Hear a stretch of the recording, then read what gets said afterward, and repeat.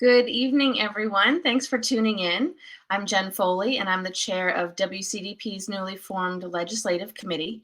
We formed this committee after the election in order to keep our party members informed about what our state legislature is doing and to help people engage with their legislators, to voice their support for bills or opposition to the bad bills. So we also hope that the information we provide helps people have conversations with their family and friends that might dispel rumors about what Democrats are really trying to accomplish, and in the process, hopefully change some hearts and minds. I'm excited that Representative Bob Freeman is joining us tonight for our inaugural event. Representative Freeman is serving his second term representing the people of District 56, in Davidson County. He is a Williamson County resident, he was born and raised in Williamson County in Thompson Station, and now lives in Nashville. And he also serves on the boards of the Tennessee Environmental Council, the Southern Alliance for Clean Energy, the Metro Sustainability Advisory Committee, and the U.S. Green Building Council's Tennessee Market Leadership Advisory Board. So without further ado, I'd like to introduce Representative Bob Freeman.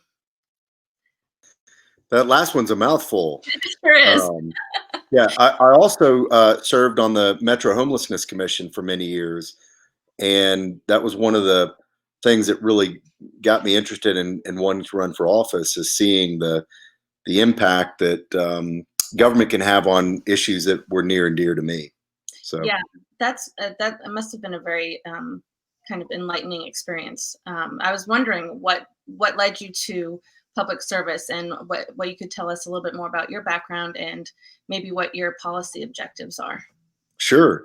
Yeah. So my background is I've always worked in real estate, and I worked for a large real estate company that was a national company, and so I got to go around and see what other cities were doing, how they were working with their constituents to make sure that everyone was being heard and helped and had equal access to the opportunities. And I would come back to Nashville and see that Nashville did a lot right, but the state as a whole was really lacking in a couple of areas. And as I got more involved in metro issues, serving on the Homelessness Commission, I regularly saw conflict between Nashville, specifically in more progressive issues that we would pass, and the state preempting what we were doing. And I went to my elected officials at the time and tried to explain it to them, and really just kind of got lip service. At that point, I decided, well, if you can do it, I think I can. And I decided to run, and we flipped the first Republican seat in Tennessee in quite a while, seat that was held for 30 years by a Republican, the ex-Speaker of the House. And it was a great day. Really showed that if you work hard and are a product of the community, we can start to turn some of these seats that have been historically red back in our side. And the reality of it was, when I was talking to people, we knocked on tons of doors and made a bunch of phone calls. When I was talking to people, they would all define themselves as, I want some fiscal responsibility, but socially I'm extremely liberal, and that's why I'm a Democrat. They would say the exact same thing, and that's why I think of myself as a Republican.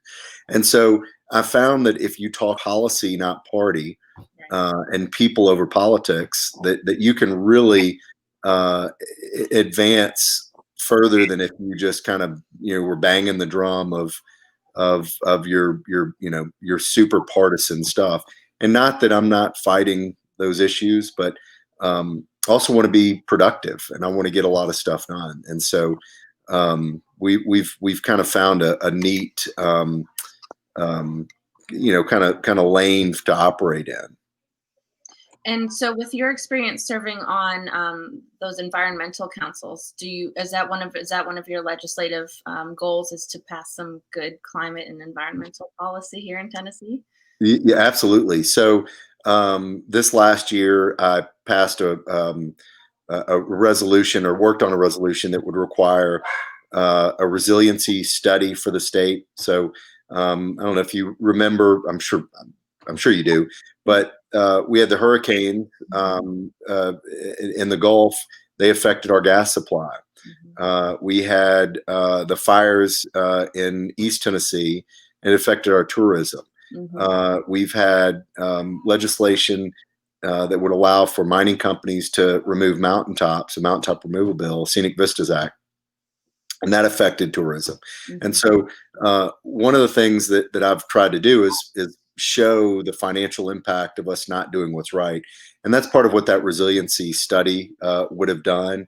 It ended up not passing as a board, which is what I wanted it to do, and ended up going through as a TASER study. And then I'm working on a CPACE bill this year that I ran last year, which is property assessed clean energy, which would allow for people to borrow money to do environmental improvements on their home. And it requires a state authorizer. And so that's what that legislation would do. Great. That sounds important. I think we have a lot of work to do here in Tennessee about, kind of mitigating the effects of climate change here. It feels frustrating sometimes that our state government is not doing very much to acknowledge those problems. So great. Thank you. Well, and especially we make such a large percentage of our revenue, our tourist revenue, comes from the Smoky Mountains, comes from both the hook and bullet outdoors people, but the bird watchers and the folks that just want to get outside. And so if we're not taking care of our environment, we're really missing out and not protecting it for future generations to benefit from the financial impact that we do today. Right. And it feels a little frustrating that we have to broach those subjects in terms of what it means economically, instead of doing what's morally right, for our future generations.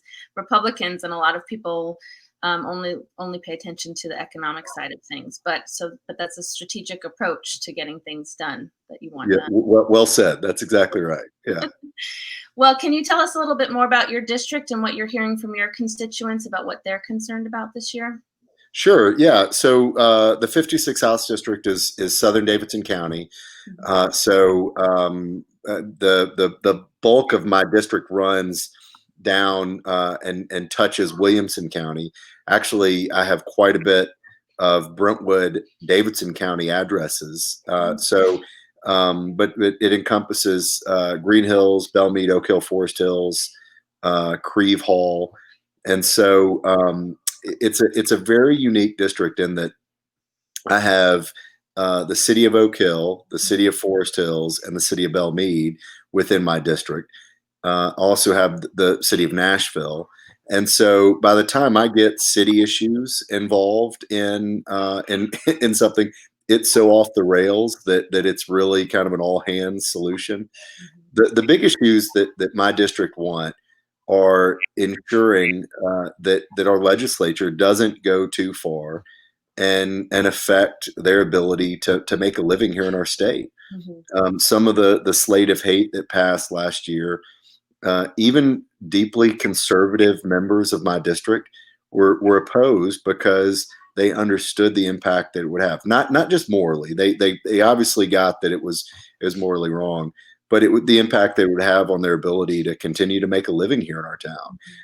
And just as important, the likelihood that the next generation decides to stay in Nashville. We've been very fortunate over the last couple of years that people decide to stay. So we're getting the best and brightest moving here, but then also people that grew up here are staying. If we start passing this hateful legislation, they're not going to. They're going to go somewhere else, and it's not what anybody wants to see. And so that's really what I hear the most. They want to make sure that we have statewide access to healthcare, because again, they own businesses not just here, but in Haywood County. And so that's a big one. And then obviously education. If we're not educating the citizens of Tennessee, we're doing a disservice to everybody, because it affects ability to be meaningful citizens down the road. And so, and that's not entirely true, but it makes it extremely more difficult and requires a lot more government assistance later if you're not helping people get ahead through education when they're younger. Right, and we need an educated workforce to recruit all of these new companies coming to Tennessee too. Yeah, you know, we recently competed with Huntsville, Alabama, for a large project, and we lost out because Huntsville, Alabama, had a more educated workforce than we did here in Middle Tennessee, and that was embarrassing. And you know, apologize to anybody that's from Alabama, but you know, it was tough to hear that, and it needs to be shared more so people start taking this seriously. Yeah, that is pretty shocking to hear that we lost out to Alabama. Yeah. Yeah.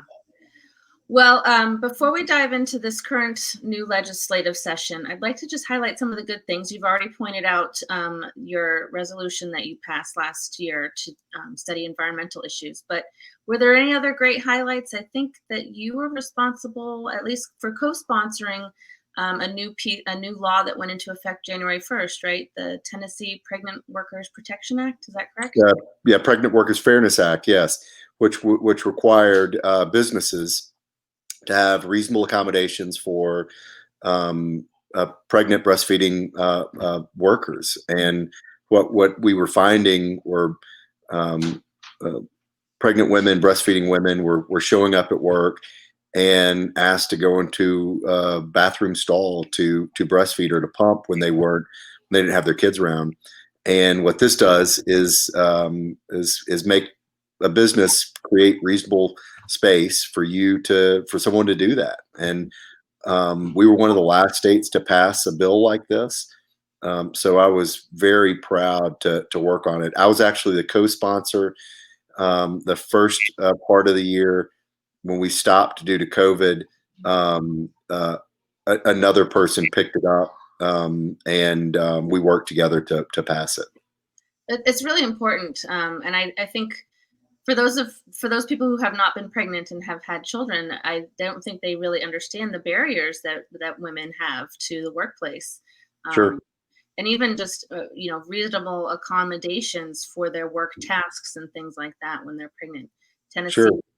Tennessee, I know from my own research, was far behind the rest of the country in doing that, and it's one of the issues that contribute to our huge gender pay gap and labor gap here in Tennessee. A lot of women drop out of the workforce because of those issues. Yeah, absolutely. Another bill that I worked on that I was extremely proud of and wish had gone farther was expanding sexual harassment protection to independent contractors. Mm. And a lot of people don't realize, but if you're an independent contractor in Tennessee, you have zero protections for sexual harassment. Wow. And that means that if you're a gig worker, if you are a musician, any of these people, they have no protection. We fought extremely hard to get those protections expanded. And I'm going to bring it back again because it's absolutely ridiculous that it was viewed in the committees as an expansion of a benefit. And I argued over and over again that not being sexually harassed is not a benefit. It's a right. We protect people from safe workplace, from discrimination, and this should be another one that we add. And then I'm also bringing back my rape kit tracking bill. It's a shame that I can pick up my phone and order a pizza and see every step of the way where my pizza is and know that it's going to arrive at 6:15. But yet, if you go through the process of getting a rape kit done, which is an extremely emotional process in and of itself, and you have no idea where that kid is, it's just not right. And so first bill that I put on. I think it's bill number 11 this year. I'm going to start working it as soon as we get back to session, and it will expand the rights and protection to victims of rape and sexual abuse, and create a tracking system. That's great. That's very important. Thank you on behalf of all of us. Thank you for doing that. We appreciate all of that. Sure. So I guess we'll start kicking this off. The 2021 legislative session is already off to a dramatic start. We have FBI investigations. We had the huge push to approve the Medicaid block grant proposals today. That might be an issue that a lot of people haven't really paid attention to. So why don't we start with that? Would you explain how this new proposal would work, how the Medicaid block grant works, and what it would mean for people who are insured through TennCare? Sure. So that's actually part of the issue, right? Is that what we have authorized is for the governor and his staff to negotiate for this block grant. The details of what's in it is subject to change, is still not totally clear. And we have the solution. We have the solution in multiple other states, and that's an expansion. And we have fought over and over again. There was a bill up at the end of last year that would have required for a working requirement for an expansion. And there was a little bit of pushback on that piece specifically, and that's actually what was passed in Indiana. But at the end of the day, what we're really trying to help is that gap of the working uninsured, those that are working 2-3 jobs that may not have access to healthcare through their job, to be able to get healthcare. And so the block grant is almost it's a move in the wrong direction. Even though it does expand healthcare to some people, there's no requirement for it to continue to serve the populations that they're talking about. There's no requirement for the savings that we would get back from the state to continue to go towards healthcare. Some of it could go to the general fund. Every other state in the United States has a 3 to 5 year application, meaning that they have to reapply every 3 to 5 years. Ours is 10. So we would be the first state to apply for this type of 1115 waiver. That's not true. Not the first state. They're the first state to go through this block grant application process. And we'd be the first state to do it for that length of time. And so why we would want to be number one with a 10-year timeline on it, it just doesn't make sense. And so it's going to pass. It's going to work through. There was a resolution that SJR, I think it's 13 maybe, that'll pass, and then the governor will begin their negotiations, and we'll have this locked in. And the issue that I have with it, and we've not really gotten an answer yet, is how difficult it would be for the Biden administration to unwind this. And I've heard everything from it would take maybe 2 years to they maybe couldn't unwind it. And so, again, to me, why would we, in the last 4 days of the presidency or the current administration, push through a bill that we were told a year ago, before they come back with the plan, we would know exactly what's going to be in this block grant, and we still don't. And it's just it's unacceptable for us to be going down this path.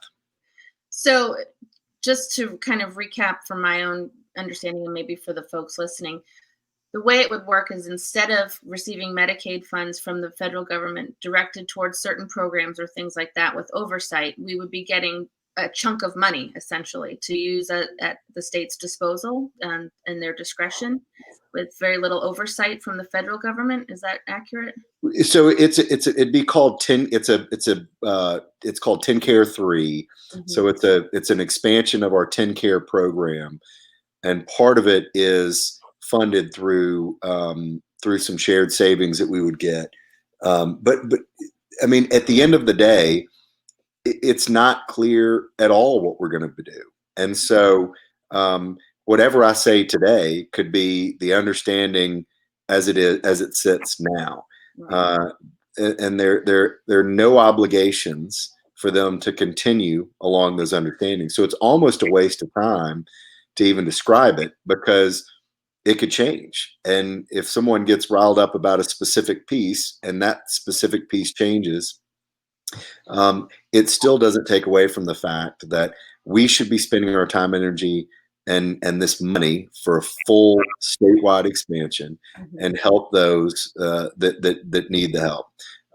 There will be groups within this block grant that do get help, but that could change next year. And again, we would be locked in for 10 years under this formula of allowing PennCare to be able to change it however they want, as opposed to it being a legislative mandate that all should get coverage.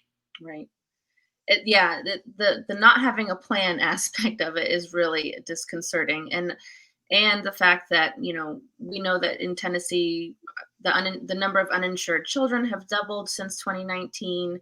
We also know that this particular administration has sat on TANF funding for needy families, so they don't necessarily have a reputation of being fiscally responsible with federal funds. So I think this is. I couldn't have said it better. That's exactly the concern. Is they've got a poor track record, and we don't have a plan. So. Yeah. For those of you who are tuning in and may not be aware of all of these details, this past year, it's come out that the Lee administration has sat on over $700 million of federal funding that's supposed to go to needy families, and instead they're just keeping it in reserves instead of helping the people of Tennessee. And some of it they weren't even applying for. And talking to some of the other members, they were patting themselves on the back because they were saving us money, and just. That's not how this works. It's our federal tax dollars that are supposed to come back to us for these programs that we should be implementing. It's not saving money. It just ends up going to another state, just like the Medicaid. It ends up going to another state. This is it's a poor understanding of how the system works. Right. We have a question related to this issue, so I'll just bring that up now. Yeah. Move on. Kelly asks, so currently the federal government matches expenses. Is that correct? And block grants are just a chunk of money with no more additional funding or matching funding?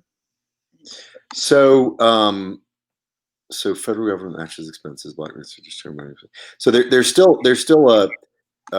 still a match on some portion of it, but yes and no.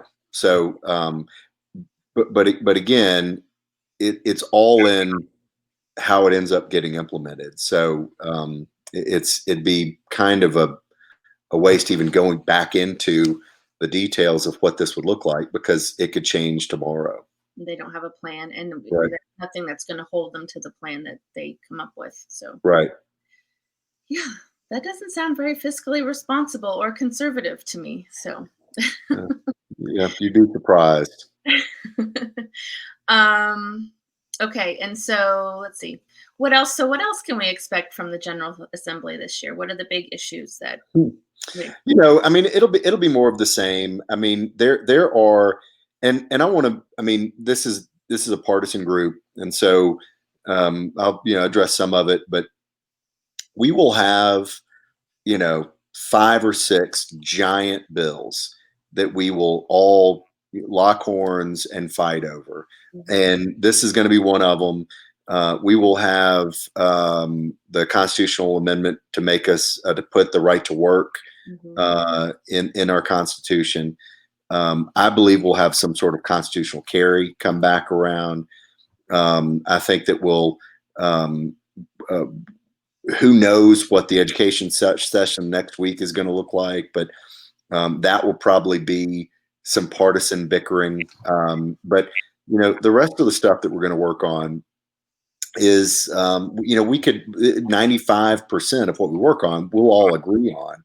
Nobody here will pay attention, but stuff like hands-free driving in Tennessee, making it, putting some teeth in it. Distracted driving, texting and driving is significantly more dangerous and deadly than driving drunk. And that was a bipartisan bill. But the ones that I began with, those are the ones that will really kind of dig in and need your help to make sure that your voices are heard, because most of those issues are deeply unpopular statewide. But the far right 15% who come down, do all that, are going to be in the legislators' ears. And so what we'll need you to do is be a counter to that. That we don't want a constitutional carry, that police and the NRA don't want a constitutional carry. The DA's conference doesn't want a constitutional carry bill to pass. So those are things that you can look forward to, and that we'll definitely need your help on. Okay. And what about the good, the quote unquote good democratically sponsored bills that we can maybe voice our support for to help get them out of committee and make a little progress? What is on the agenda for the Democratic Caucus this year? It's not my place to say right now. I know that we're trying to get through the extraordinary session to see exactly what happens in education. And then we're going to release our whole platform when we come back for the actual beginning of the session this week. And it's kind of inside baseball, but this week is an organizational session, supposed to be an organizational session where we get committee assignments. Everybody kind of moves into their office. We have an ethics training, yada, yada, yada. And then everybody sits down and we work up our legislative agenda for the year, or finalize our legislative agenda for the year. So I can tell you what some of my stuff is going to be, but as far as the caucus goes, I'd be speaking out of turn. But I'm going to bring back the rape kit testing bill. I'm going to bring the pace bill back. I'm going to run the sexual harassment bill again. And then, just kind of some other little stuff as it comes up. But those are the big ones that I'll be working on and I'll spend a lot of time with. Great.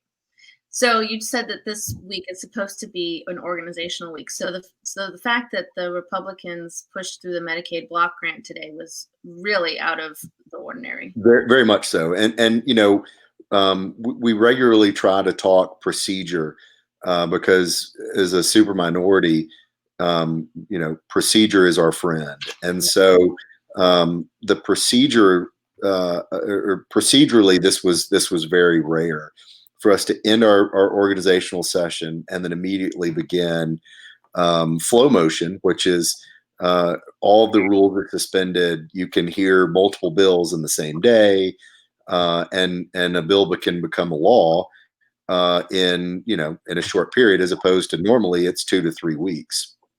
And this would be, I'm not a legislative historian by any means, but in my modern history, I've not heard of this happening, for us to pass a bill this substantial right here before the session begins. And then we're going to have an extraordinary session or a special session next week. So it's very odd. And it was odd for Governor Lee to call this special session on education, isn't it? After the regular session had already started, isn't that out of the ordinary too? It was. I think that part of it is, we're looking at the end of the school year. I believe is from some of the stuff he's hinted at that there's going to be some summer school portion of his education plan. And I think he wanted to make sure that we could get this stuff done and approved, with this being our only priority, so that we're not running 100 different directions, and so that we can get it done in a week. It's definitely odd, but the governor has that ability. He can call a special session at any time, and if the speaker and lieutenant governor agree, we come back. So, got it. And so you've already mentioned a few pieces of legislation like the hands-free driving that would probably have bipartisan support. Do you anticipate any other impactful pieces of legislation that, Republicans and Democrats can agree on? oh goodness. I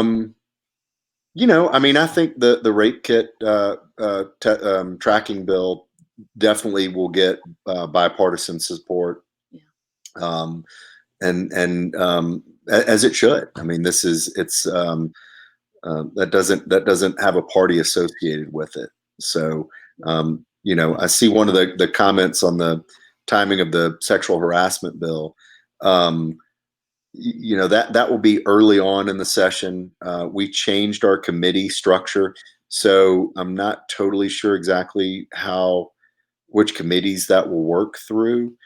But I plan on running all of my bills early, so that I have plenty of time to talk to the members and make sure that we can get the support they need. Great. Well, we'll open it up to questions too, and I see that Kelly had another one too. She was asking, is there any chance of getting rid of the tampon tax? Yeah, so that was discussed last year. I don't remember where it went, but I would be pretty sure it comes back. And Kelly, if that's something that you're really interested in, I'll help you figure out who the sponsor is going to be, and we can work on it. So, That'd be great. I know that, I think, was it Scotland? One country just completely banned the tax recently. So, sure. yeah, it's time to have some change there too. Let's see. I know that redistricting is supposed to be happening soon. Is there anything you can tell us about that? Sure. Yeah. So the date that they released the census got pushed back. So right now, everybody is operating with projected census data, and so everybody's got kind of their idea of what the districts will look like. And until they're published, I don't think anybody will know. But the idea is that they will try and remove the 5th congressional district, which is the Nashville district, to maybe split it in half and get one that could potentially go out to some of Williamson County, and one that could maybe go out to some of Wilson County, and try and create a way that we can get rid of that Democratic seat. And people ask, why would they care when they've got a supermajority in the state already? And it's a game of numbers nationwide. And so anywhere where they think they can pick up a seat, they're going to. And the Senate's 50-50. We have the tiebreaker. We have the presidency. We have Congress. But state legislatures control redistricting, and a lot of state legislatures are more conservative than they are Democrat. And so it's going to be an interesting process. They're going to cut a lot of these districts up. Williamson County will likely get another state representative seat. Will likely get another state Senate seat. West Tennessee will likely lose 1 or 2 seats. The growth is moving from the west to the east, and so that'll happen. We will probably see the first round of maps come out late summer, early fall, and then the problem that I have with it is, as opposed to them coming out this session and we'll debate and fight and do all that stuff.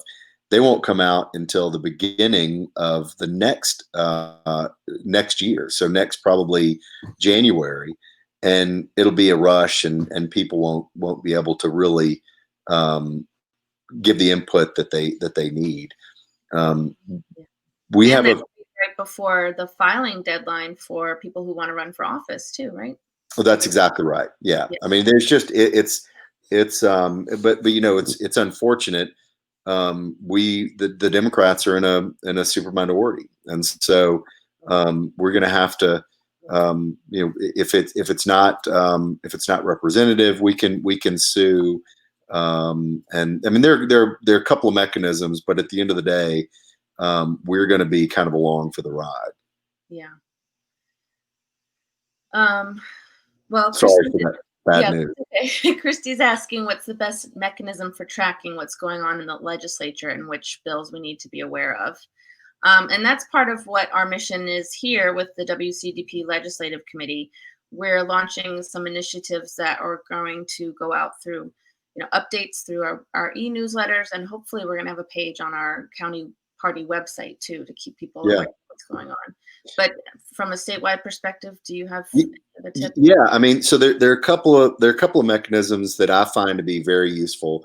One of them is find the advocacy group that you really care about. Most of them have a lobbyist, and they will release they'll release data or bills that you should be watching.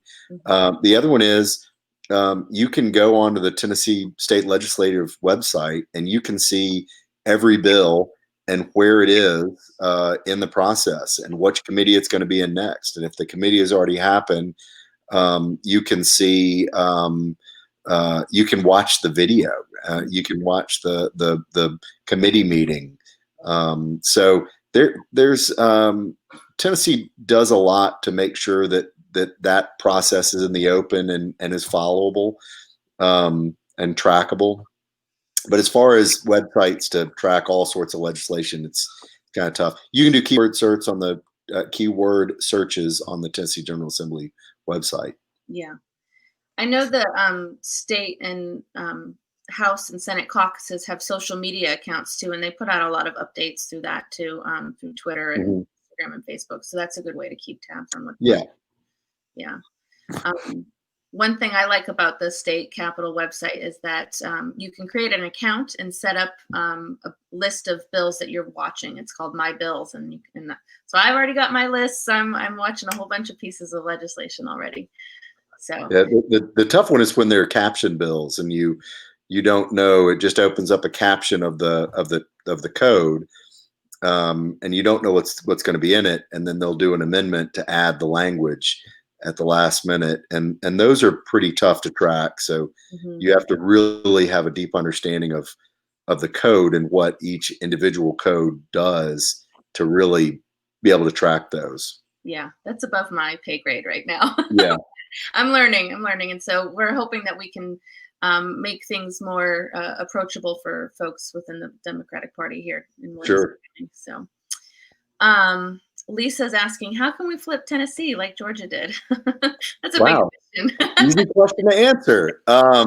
So, you know, I think that we've got to, and this is my opinion, and so I think everybody's got their own opinion on it, but I think we've got to start looking at areas just like Georgia did, where they're kind of suburban, not necessarily rural, but they're suburban areas where the population was growing. They started turning those blue, and part of Georgia's benefit is it's a numbers game, and they just had the numbers, and so all of their suburban areas where people were moving were moving from the city of Atlanta, so they were Democratic voters, and as they move out, it kind of turns back around. And the trick is you've got to start talking to those suburban voters the same way that you talk to your urban voters and your city voters. And so we've got to continue to create programs, Democratic programs, which we already have, that helps those suburban voters. And again, it's access to health care. It's making sure that you have access to a great education, and that you have an ability to make a living in our state. And so if we can do that, I think the numbers will come our way. I joke regularly, if you look at the demographics of Williamson County, they're almost identical to my district. And yet my district voted for a Democrat, and your district votes for Glenn Cassida. And so we've got to continue to put great candidates, which I think Williams County, I know this was a larger question, but I believe Williams County can be the model for the future to how we turn Tennessee blue like Georgia did. And if you continue to put strong, qualified candidates from the community up in these races, we can win, because the Democratic policies and issues are popular statewide. It's just the brand is not, for some reason. And so we've got to figure out how to change that narrative and make sure that we're talking policy and people, and not necessarily politics. Yeah, I agree. People may know I ran for office last session, or last You're year. one of those good people I'm talking about. 65. And actually, I will say that District 65 and District 63, which is where Elizabeth Madera was running against Glenn Cassida, they're two of the few districts in the whole state that shifted a little bit blue. And we just have to keep having those conversations with people, talking about what the real issues are and how we can come together on that. I think there's a stereotype of what a Democrat is, and fueled by conservative media. And I think if we can dispel those rumors, we can make some headway too. Yeah, it's funny. The level of hate that I got in my campaign from the right, from the mysterious right, and I think maybe some of those mysterious right hit people are being investigated right now for some of this action, but not me specifically, but that just made these ridiculous comments that if I'm elected, there's going to be riots in your backyard, and I'm for taking the guns from the police and giving them to the criminals. I mean, just nonsense. And I really used it as an opportunity to talk to a lot of my more conservative and maybe moderate friends, and just said, listen, me. This is the exact same attack that they use on AOC, Nancy Pelosi, Joe Biden. You add a Democrat to the end of the name, and that's what they use. And I said, and they're doing it to me. Well, it's not true about me. Do you think there's an opportunity or possibility it's not true about them as well? Exactly. And like their heads explode. They're like, oh wow, so you're saying that the political ads may be lies? I'm like, maybe, yeah, that could probably be partly true. So yeah, we just have to keep going out there and it can be hard, especially in Williamson County, to kind of come out as a Democrat. I felt that way a little bit when I started to run for office, but I think you'd be surprised. There's a lot more Democrats out here in Williamson County than people would like to believe. Sure. And we're amongst them. We're amongst you. We're not, lizard people or whatever that rumor is. So, yeah, I think there's possibility, but we have to keep in mind and keep things in perspective that it took over 10 years for that groundwork in Georgia to take effect. So, sure. We've got some work to do. And I think the thing that you need to continue to think about is, how can you better serve the people? And how we talk about what our policies are going to be should be geared around how we can better serve the people. And if we continue to do that, and we continue to talk about it, and we act on it, it'll turn quickly. So yeah, I think so too. Well, we'll try to wrap things up. I did want to ask one quick question about a topic we haven't covered yet, and that's the voucher bill. I know it's been kind of declared unconstitutional. Is that the latest update from the courts? It's unconstitutional and it's dead. Do you think, is that right? Or Well, I mean, um, hmm, that's a tougher question to answer. So it's yes, you are correct. It's unconstitutional. Dead is probably not the right term to use. There will be something that comes back, and I would guess it comes back this session because it'll be a tough bill again, and this will give some opportunity for the members to vote on it in hopes that that their constituents forget in a year when they run for reelection. So I believe it'll come back. It was the single most important piece of legislation that the governor had, and he's not going to let it go. So we're going to continue fighting this fight. Yeah. I think I read that in part of the process of the lawsuit, the state of Tennessee had actually submitted documentation saying it actually will apply to every county in the state. It's not going to be just limited to those counties. So that might be something that Democrats have to make people aware of. That Yeah, especially here in Williamson County for our legislators who voted for it, right. that it wouldn't affect Williamson County. So. Yeah. Well, that was a little dirty because as they started stripping out county after county, knowing that it would end up only affecting two, it's just that's not right. So, but ultimately, that's what made it unconstitutional. So we won in the end. Yeah. Let's see. So yeah, we're, like I mentioned, we're keeping our eye on what's happening. We're encouraging our party members to email legislators when they support a bill as well as when they oppose a bill. What a lot of people may not realize is that a lot of good bills get killed in committee, especially from the Democratic perspective, because we are the minority. So I wanted to ask you, how effective is it for us to be emailing the entire committee of, like the insurance committee who's hearing the Medicaid block grant thing? Is that effective? Are people listening to us, or what else could we do? Yeah, I mean, I'm always surprised at how effective. Sorry, not surprised. That's not the right word. It's surprisingly effective, the emails to those committees, and to hear the members that I would not think would really care talk about, oh my gosh, I got 50 emails or 200 emails.